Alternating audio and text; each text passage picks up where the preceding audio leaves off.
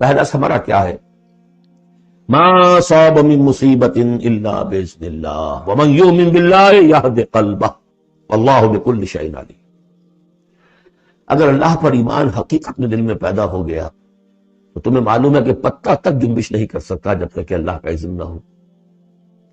تم پر کوئی مصیبت کیا بغیر اللہ کے اذن کے آ گئی ہے؟ کیا بغیر اس کے علم کے آ گئی ہے؟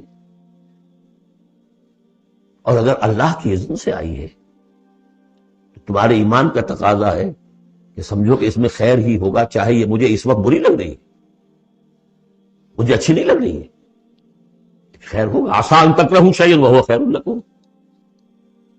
لہذا بندہ مومن کی زبان پر کیا دل میں بھی کبھی اللہ کے خلاف شکایت کا انداز تھا، یہد قلبہ، تسلیم و رضا، جو اللہ کی طرف سے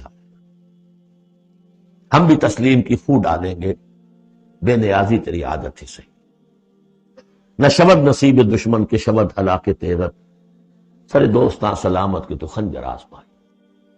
اے اللہ جو تیری طرف سے خیر، بھئی یہ ذکر خیر، یہ تسلیم و رضا ہے، مقام تسلیم۔ علامہ اقبال نے بہت پرشکو انداز میں کہا ہے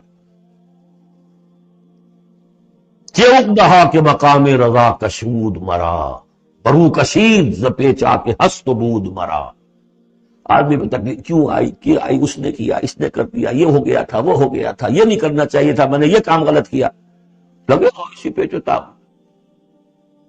بندہ مومن کہتا ہے جو آیا میرے رب کے حکم سے آیا، کس کوئی بھی ذریعہ بن گیا ہو وہ ٹھیک ہے، اس سے بدلہ لیں وہ ٹھیک ہے، وہ قانون کا معاملہ ہے۔ وَلَكُمْ فِي الْقِصَاصِ حَيَاةٌ يَا أُولِي الْأَلْبَابِ، اللہ کے خلاف شکایت، برو کشید نہ پیچا کہ ہست و بود مرا، یہ ہے، یہ تھا، یہ کیوں ہو گیا، یہ کیسے ہو گیا، اس سارے چکر سے مجھے نکال لیا۔ کس چیز نے نکال لیا؟ کہ عقدہا کے مقام رضا کشود مرا، یہ مقام رضا نے کیسے کیسے میرے عقدے حل کر دی۔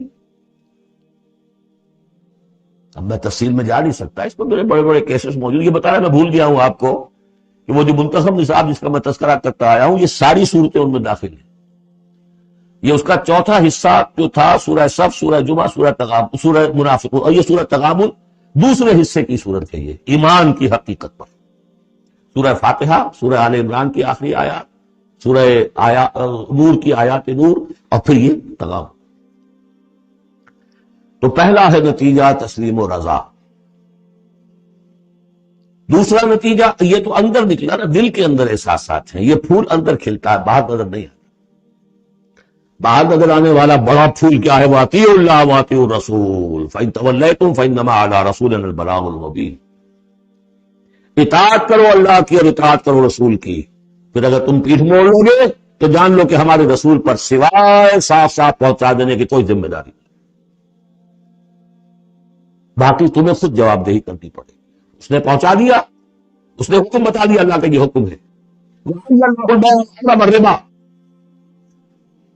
تم پڑے رہو اپنے الجھنوں میں اور اشکالات میں، انما البیع مثل الربا، لیکن اللہ البیع وحرم الربا، اللہ نے حلال کیا بیع کو، حرام کیا ربا۔ Who are you؟ یہ who are you سے مجھے وہ شعر بھی یاد آ گیا ہے جو مقام تسلیم و رضا پر کہا ہے اکبر الہٰبادی نے۔ رضائے حق پہ راضی رہ، یہ حرف آرزو کیسا یوں ہو جائے۔ اچھا تم اللہ کو سکھا رہے ہو، یو وانٹ ٹو ٹیچ ہم،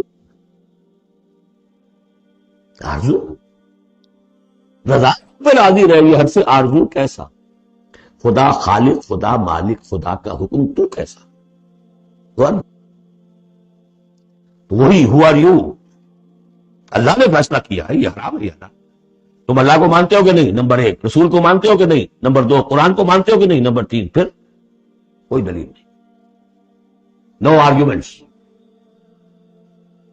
either obey or go away،